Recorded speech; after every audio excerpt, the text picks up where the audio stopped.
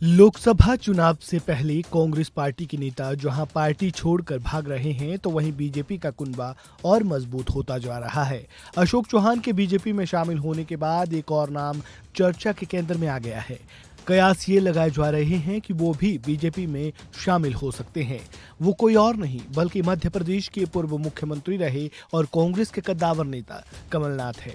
चर्चा ये है कि कमलनाथ जल्द ही बीजेपी में शामिल हो सकते हैं। सिर्फ कमलनाथ ही नहीं बल्कि उनके बेटे नकुलनाथ के भी बीजेपी में शामिल होने की खबरें सामने आ रही है। कमलनाथ से जब पत्रकारों ने इस बारे में सवाल पूछा तो उन्होंने क्या कुछ कहा, आप खुद ही सुन लीजिए। कल कहा था कि अगर ऐसी कोई बात हुई सबसे पहले मैं आपको सूचित करूंगा। अभी तो मैं एक 13वीं में जा रहा हूँ। आप लोगों को भी चलना, चलिए मेरे साथ।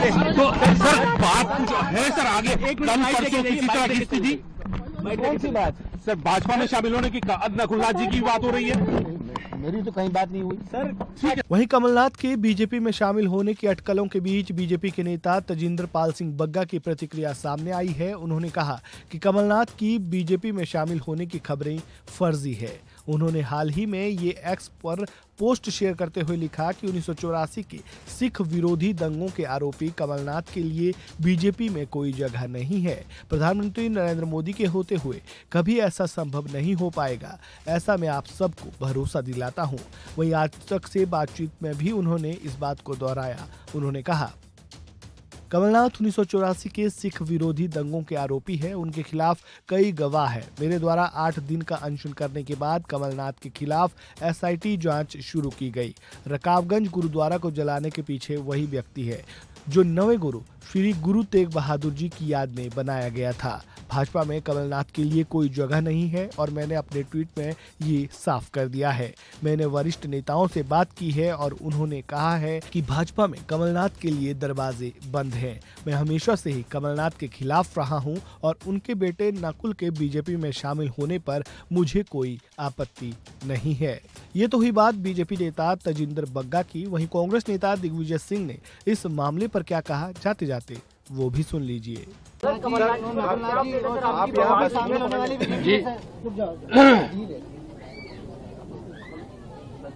मेरी कमलनाथ जी से चर्चा हुई है, लगातार चर्चा उनसे हो रही है। हमारे कांग्रेस के नेतृत्व की भी उनसे चर्चा हो रही है और कमलनाथ जी जैसा व्यक्ति जिन्होंने की शुरुआत कांग्रेस से की और जिन्हें हम सब इंदिरा जी का तीसरा सुपुत्र मानते थे और उन्होंने हमेशा कांग्रेस का साथ दिया है, कांग्रेस के स्तंभ रहे हैं। कौन सा पद उन्हें नहीं मिला? केंद्र में मंत्रिमंडल, एआईसीसी में महामंत्री, प्रदेश कांग्रेस कमेटी अध्यक्ष, मुख्यमंत्री, सारे पद उनको मिले हैं और मुझे नहीं लगता कि वे पार्टी छोड़ेंगे। सर ये दबाव ईडी का, आईटी का, सीबीआई का जो सब पर है वो उन पर भी है, लेकिन कमलनाथ जी का चरित्र दबाव में आने वाला नहीं रहा है। आप लोगों ने पिछले 15 दिन में और कोई खबर ही आपके पास नहीं है किसके अलावा? वो खुद क्यों खंडन नहीं कर रहे?